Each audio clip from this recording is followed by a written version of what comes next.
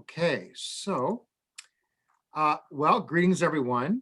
Welcome to Anthro Perspectives. I know it's been a while since I've posted a video, but I'm Keith Kellerstone. I'm an applied business and organizational anthropologist. And today I have with me Dr. Donna K. Flynn, who has her PhD in anthropology from Northwestern University and is now the Vice President of Global Talent at Steelcase. So it is really great meeting and talking to you today. So why don't you tell everyone a little bit about yourself and your anthropological journey into being a Vice President of Global Talent? Yeah, thanks, Keith. And it's great to be with you today. I really enjoy all your videos. Thank you. So I took on this role as Vice President of Global Talent at Steelcase exactly 1 year ago, April 6th, 2020. Wow. So right when COVID was blowing up. And prior to that, I had been inside Steelcase for 9 years, and I was leading the Workspace Futures team, which is really the research, design strategy team on the future of work or workplace inside Steelcase. And one of the great things about Steelcase is it's very human-centered. It's got a strong design thinking ethos and culture. And so leading the design research team there for 9 years was an amazing experience. And we were able to have more impact on the business than I've ever had in any other role. And after 9 years of doing anything, your learning curve kind of starts to flatten out. So I started thinking, well, what do I want to do next? And I love Steelcase, and I love the people I work with, and I love the mission of the company. So when the role for global talent opened, I thought, oh, I could do that, because really I've been studying people at work for 10 years. So now this is an opportunity for me to actually activate a lot of that research, a lot of those insights, to really take those insights and make them a reality for our people inside the company, and prototype and innovate internally. And so I saw that as a huge opportunity for the company, as well as for myself as a new way to grow. And so when I did get the job, it was a competitive process. It was by no means handed to me. I stepped into crisis management on day one with COVID. So a few months into my job, I was like, this was not the job I thought I would be taking on. So you could say my learning curve went from like this to like this within weeks. But a year into it, I mean, it's really great. There's a lot of opportunity to make our employees' lives better. There's a lot of opportunity to test our insights of how to create great work experiences. And we've learned a lot through all the crises of the last year. Fantastic. Let's see. So can you tell us about some insights in organizational behavior or culture that you've gained in your career that would be helpful to others? Yeah, I think that as an anthropologist, like when I think of my professional identity, I always think of myself as an anthropologist first. It was such an important part of my identity from the beginning of my career. And what I'm always passionate about is understanding people and understanding cultures. And every company I've worked at, has a unique culture. Every company, every organization, every place you're going to work, whether it's a university or a nonprofit or a business, has a culture, as you know, Keith. Yes, I very much know. And I do find that often as social scientists move into more applied work, they seem to wear their social scientist hat on their projects. But I think the most successful applied social scientists are those who wear their social scientist hat every minute of the day and who approach their own community as a cultural system. And so So I think one of the biggest insights I had, probably when I was working at Microsoft and trying to navigate the Microsoft culture, was, well, how can I approach my own career journey as an anthropological exercise and analyze the system around me to identify the types of opportunities that I want to have. Yeah. And so I think bringing those systems thinking skills, approaching your own company as a social system and a cultural system, is a missed opportunity for a lot of applied researchers. And over the years, I've coached a lot of people to think about their own careers from that perspective. So in addition to the projects you're working on or whatever you're delivering for the business, how can you use your systems thinking skills for your own professional growth, and identify what's next? So as a VP of Global Talent, what do you think are the top skills that anthropologists bring to any company? Definitely systems thinking. Mm-hmm. Systems thinking is a bit in vogue right now. Mm-hmm. I think a lot of people talk about it. Yeah. But in my experience, you're either gifted at it or you're not. Mm-hmm. And you can learn it to some degree, but either you see the system, Mm-hmm. or you just see parts of the system. And I think as anthropologists, from the very beginning of our training, we are trained to see systems. Yep. And we are trained to see how they connect together, what the forces of change are, how the very small behaviors can build and impact broader narratives and dynamics. All of that is hugely relevant to the business world or to any large organization. I think the skill that comes along with that is critical thinking skills. So being able to tear apart the system and ask questions about how it's working.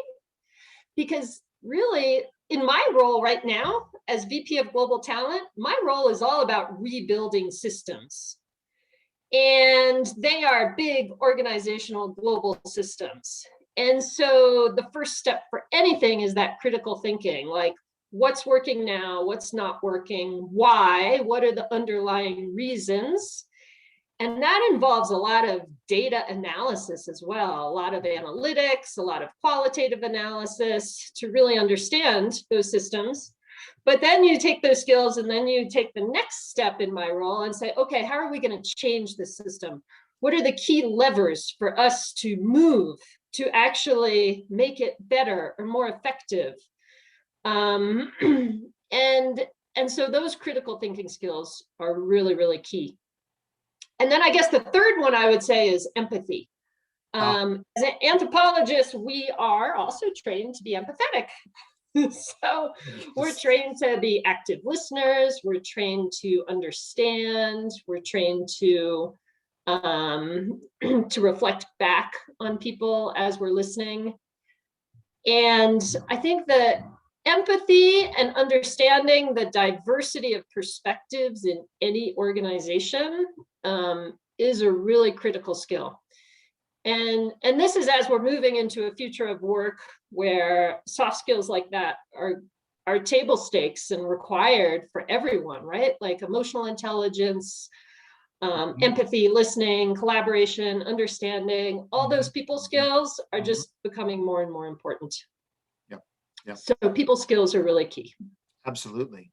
While you're talking, I kind of came up with another question, and it's something that's been on my mind for quite some time as I'm doing my own sort of career search and this sort of thing is, what have you noticed from your position in VP of Global Talent about the sort of the application process and the hiring process and the selection process and the perspectives of hiring managers and recruiters and the company and how that all plays into selecting a candidate for an interview or looking at resumes or, gosh, even seeing anthropology on somebody's resume? What's that about, right?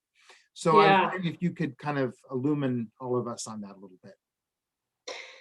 Yeah, I mean, that's a timely question because a lot of companies right now are revisiting all of those processes as there's a huge push for stronger diversity, equity, and inclusion Mhm. progress in the businesses.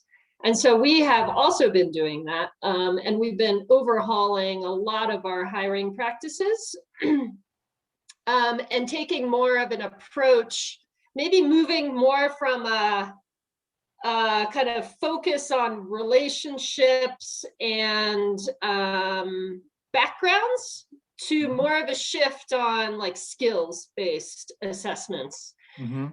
So, so there are these hiring approaches called evidence-based selection practices, Mm. which use a lot of different ways to assess skills and places less emphasis, say, on the schools you went to, or you had this such and such experience in such and such a job in such and such an industry. Because when you start layering those requirements in, it narrows the pool, and it Right. narrows the pool in a biased way.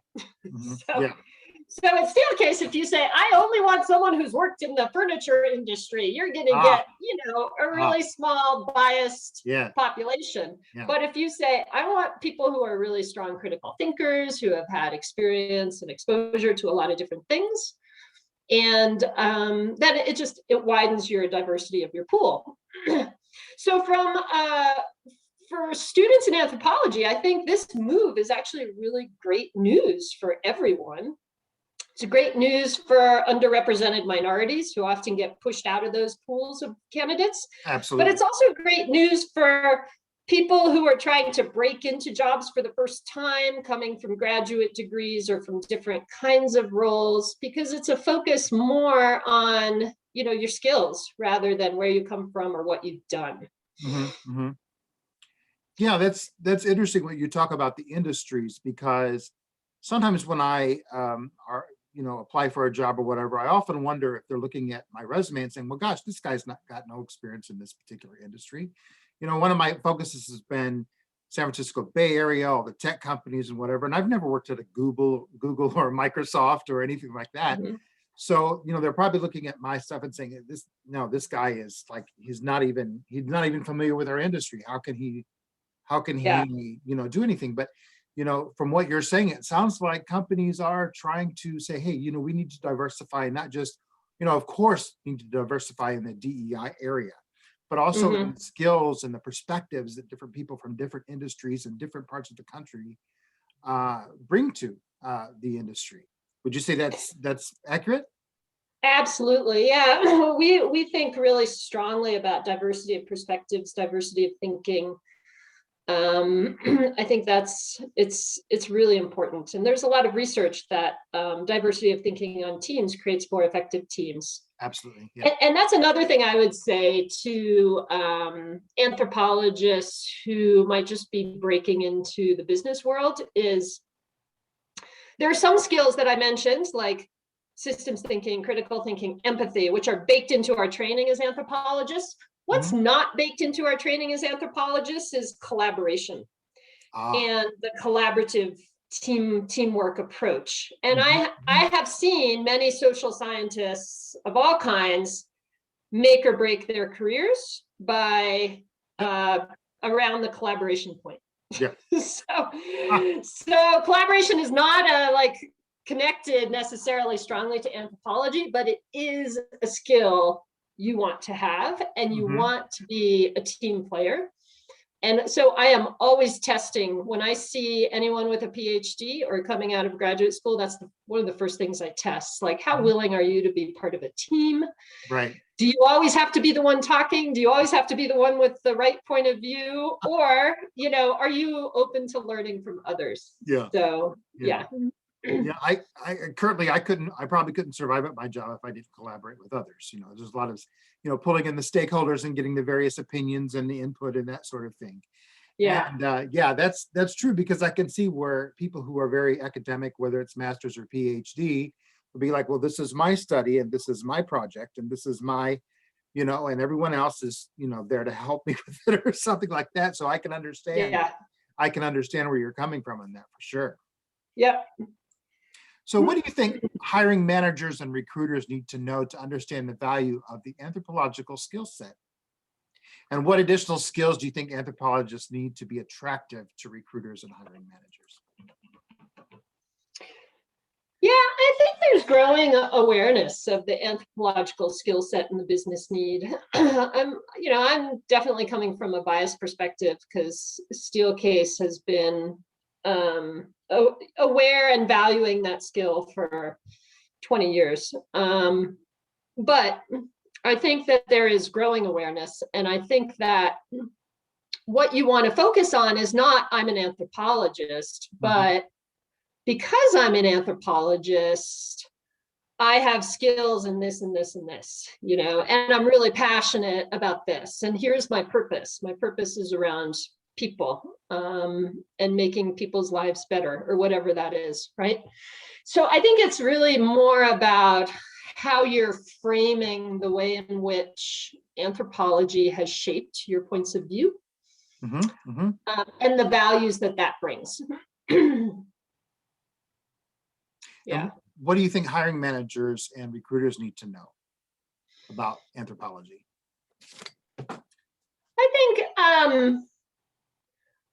I think what some of the stories to think about telling are, what are the systems you have analyzed? How have you created clarity out of much ambiguity?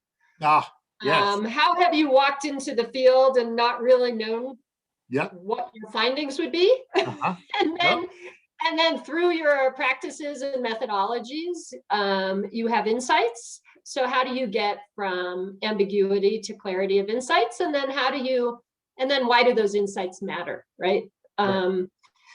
So I think following through on that activation part is really key when you're talking to hiring managers. Because that's really where the value is created. The value isn't created in the insights themselves, it's the impact that the insights can have. Correct. Yeah. And taking action on those insights as well, whoever that may be, whether that's the person doing the project or that's the leadership or whoever. But I interrupted you, so go ahead. Yeah, no, that's absolutely right. And then our insights have pretty long shelf life generally. Things have been changing really fast in the past year. But the other thing about our insights is that you can apply them in many different ways. So at Steelcase, we take our insights and they inform everything from corporate strategy to business strategy to product strategy to product design and development to marketing communications to sales interactions. So the whole cycle, the insights are integrated. And so thinking multidimensionally about how to activate insights, I think, is another great thing to talk about and think about. So what can we all do to help promote anthropology and the anthropological skill set to companies? Yeah, I think continue to be excellent representatives of social science. Being an anthropologist can become part of your brand, and you should embrace that because there's a lot of positive effects of that. But you also want to, I think, really kind of dive into like, how does this help me in my everyday relations with people?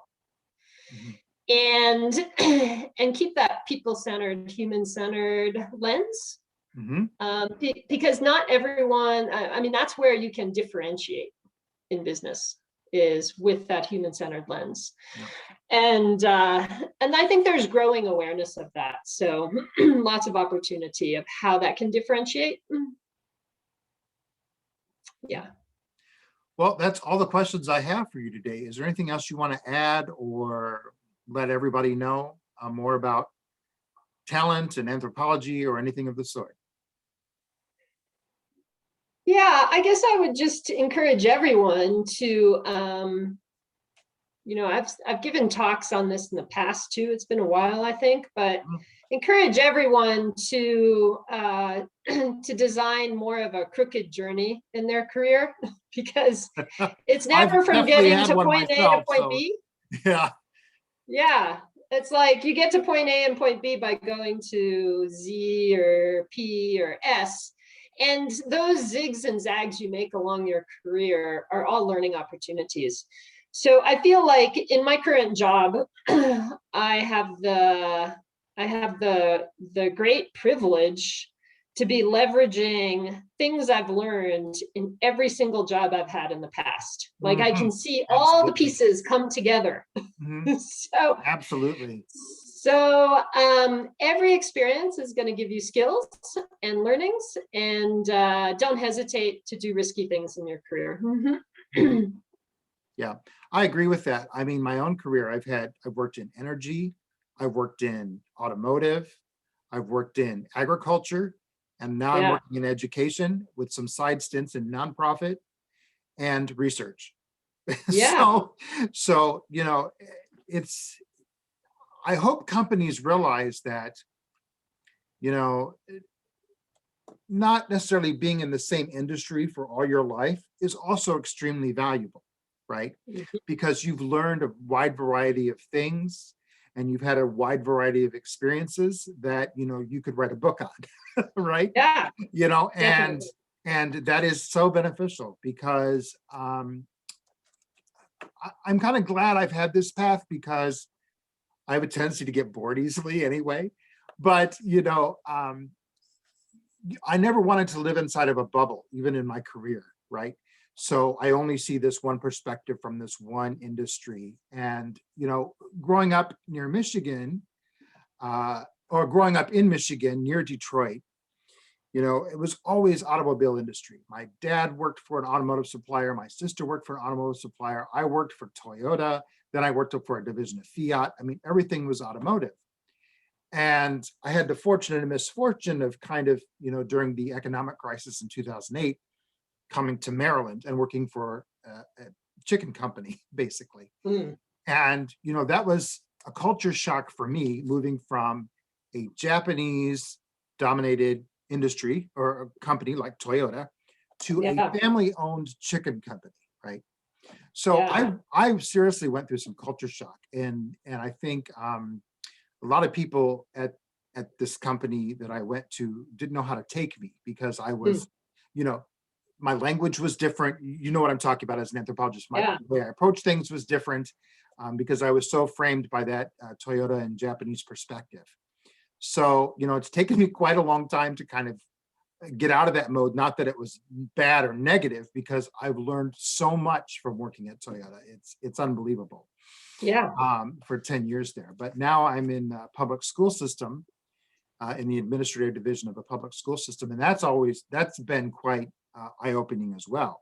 Hmm. So, and I do policy, and I think to myself, well, just because it's education policy doesn't mean policy can't apply to other companies in tech industry or anywhere else. They all have HR policies and policies about this or that all over the place. So, and then I have a degree in, a master's degree in anthropology, which a lot of people don't understand, but there's all this research and, like you said, systems thinking and empathy and all of this kind of stuff to apply. So yeah, I'm really, hopeful from what you're saying that, companies are starting to look at that diversity of perspective a little bit more. So that's really Yeah. encouraging. Yeah, and I think you really illustrate the point that we're trained to be culture surfers, right? We're trained to Yes. know how to navigate many Yes. different kinds of cultures. Hmm. And and and so I think moving across many different ones of those is not only hones our skills and our experience and our wisdom, but also helps us kind of identify what's best for us as individuals, Hmm. because we're also individuals who want to grow and who want Hmm. to find a good fit in our job and a good fit to the culture. Hmm. Um, so like when I moved from the tech after 18 years in tech industry on the West Coast between San Francisco and Seattle to a furniture company based in Michigan, which was design thinking and all about Yeah. workplace experience, very, Yeah. innovative. Um, there were certain things that really popped out at me, like, wow, people like stay at Steelcase for 20 to 30 years. Yep. Yep. Tech industry, like people move on after a Yep. few years, right? After And 2 years, that's okay. and they're going somewhere else, right? Right. So two very different kind of job surfing kinds of trends. And Yep. there's pros and cons to both, right? And so, but it allowed me to actually come into Steelcase and say, it's okay to hire someone if they want to leave in a few years. You're still gonna like learn Yeah. a lot from them, and you don't have to hire for life anymore, right? Yeah. So on the other hand, the longevity of employees and the loyalty and the dedication is amazing, right? So there's every culture has its pros and cons, and we're trained to be able to see those differences and see how they work. And that's a really important skill too. Yep. Yeah. Yeah. My sister was at her job in the automotive industry for 30 years, and my dad was in his job for 30 years, in Michigan. Mhm. And so, and most of the jobs I've been in have been 10 years or more. So, Pretty good track record, yeah. it's pretty good track record, and so, when I've heard the same thing about the tech industries, like 2 years, and they get mad at Google, so they go to Microsoft, they get mad at Microsoft, so they go to Amazon, that's that sort of thing. And it kind of reminds me of several years ago in the automotive industry with factory workers. They'd get mad at Chrysler, so they'd go to Ford, and they get mad at Ford, and so they'd go to GM and that sort of thing. But that's not so much anymore, Yeah. at least that may be true with factory workers, but not so much with the corporate people. But yeah, every industry has its quirks, and a little cultural things there. So, I think that dedication for people who've worked a long time would also be a pretty good skill, to have for any company as well. Yeah. Yeah. Well, Well, thanks for the thank you time, so Pete. much. I really appreciate it. I'm so glad I got a hold of you. Now, I normally show these on Sundays because it seems to be a hot time for people to be on LinkedIn. So, Okay, dreading Monday morning. So I will definitely show it then. But great, if you hang on a few minutes, we'll talk a little bit. great. Thank you. Thank Really you so appreciate it. much.